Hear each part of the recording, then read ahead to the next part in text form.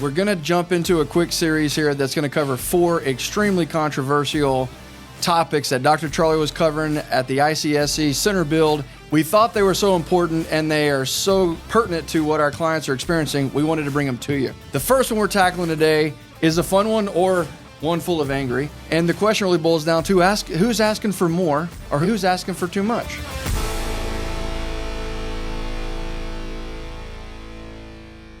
Welcome to the PioneerCast. I'm 𝗘𝗺𝗽𝗍𝗆, founder and president of Pioneer IQ. I hope over the course of the next 8 to 10 minutes, you're able to pick something up that helps you better develop your leaders, scale and build your business, or even figure out how to interpret some of the craziness in the marketplace that you might be experiencing. Dr. Charlie is here with me today, and Dr. Charlie is responsible for pulling open a big-ass can of worms. Yes, I use the term. And the reason I'm doing that is because Charlie helped us out with this, but you were recently just at the ICSC conference, which is a phenomenal conference, big retailer conference, right? Mm-hmm. I've actually been I've hearing about it for years, but I've never been personally invited, but that's a therapy session for later. But you were on a panel, and I really felt strongly as you were telling our team about some of the questions being asked that these are questions that our clients and people who we work with are asking as well. And I think we finally conjured up enough courage between the two of us to actually do a podcast around it, right? Absolutely. So fill us in real quick on the conference, who was there, and then specifically, what's this whole concept of the panel and being unfiltered? Yeah, so it was a great conference and just made up of folks, developers that are in the retail space. So we had developers, we had contractors, right? We had engineers and architects.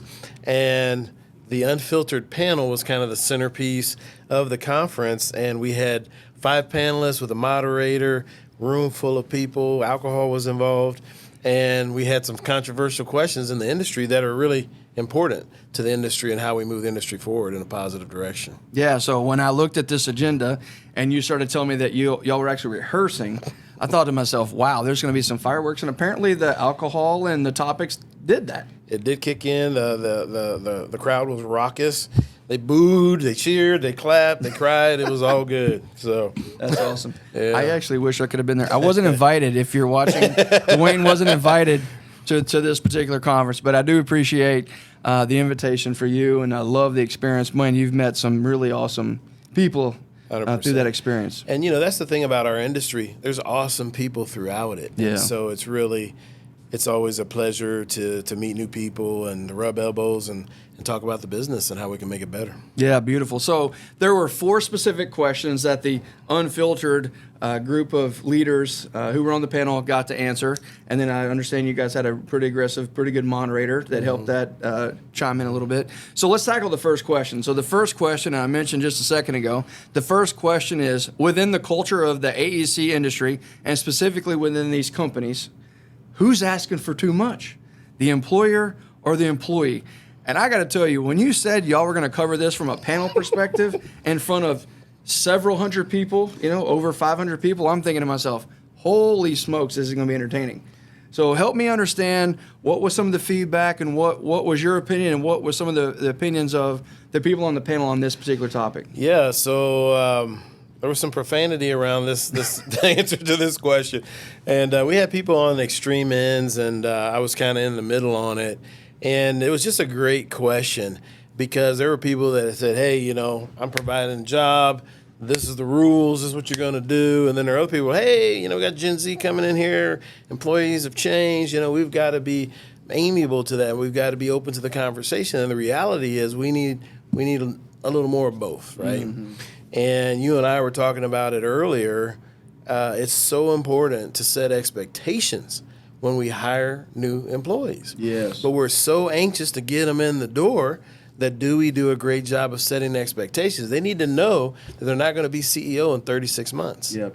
They need to know they're not going to have 6 weeks of vacation in 24 months, mm-hmm. right? Yep. They need to know these things. Yep. And here's the big one.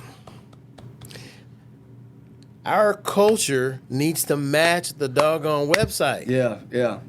Okay? When they have all these expectations coming in from the website, they've been onboarded, and then it's a different experience. Now we're setting ourselves up for failure. Yeah. So, and here's something else I pulled out. This is from the Labor Relations Institute of New York, right? Here is what employees say they want. starting with the most important of them, right, to them. 10 things. Full appreciation for work done. Feeling in on things.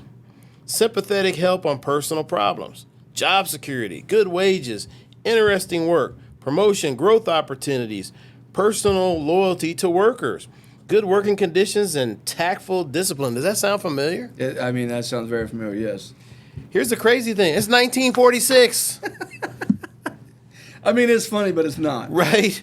People have been asking this stuff for over 70 years. It's ridiculous that we can't check all these boxes. Yeah, you're right. And then there's an issue. Yeah. You know, it's interesting because we've been very vocal over the past 12 or 14 months on the concept that came out of your mouth maybe 2 years ago, which was we are still delivering a post-World War II model in a lot of our companies. And I think what is happening, I'm just giving you my opinion on the question. I wasn't invited to the panel. But my opinion on the question is our society significantly has shifted to what their life really is about. Their identity isn't just wrapped up in their career anymore.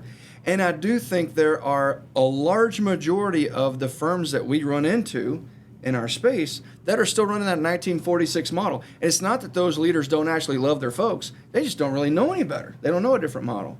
So, you know, at some point, you look at some of these companies that we look at, and they're just blowing up. They're doing amazing. 82 net promoter scores nationally, and they've got, 4,000 or 5,000 employees. And the truth is that they are providing a culture and policies that align with where our society's at, and some aren't. So, question for you. You are a big-time culture guy. Everybody knows that. And as it got spirited, you were kind of, I would imagine you're put in an awkward position there because I know how you feel about employees and culture. Mm-hmm. How do you feel as you were hearing some of these answers? Yeah, and I love the honesty, obviously the candor, because we really need to know where people are at. And I know I was surprised. This always surprised to me. And this is feedback I got after the panel. Hey, we know our culture sucks. We don't know what to do about it, so we don't do anything. Mm-hmm, mm-hmm. We got to get stuff done. Yeah. We got to get stuff built, right? Yeah. And so that was an honest answer. It was a common theme. But the reality is, and this is something that I brought up during the discussion, developers don't guess. Contractors don't guess.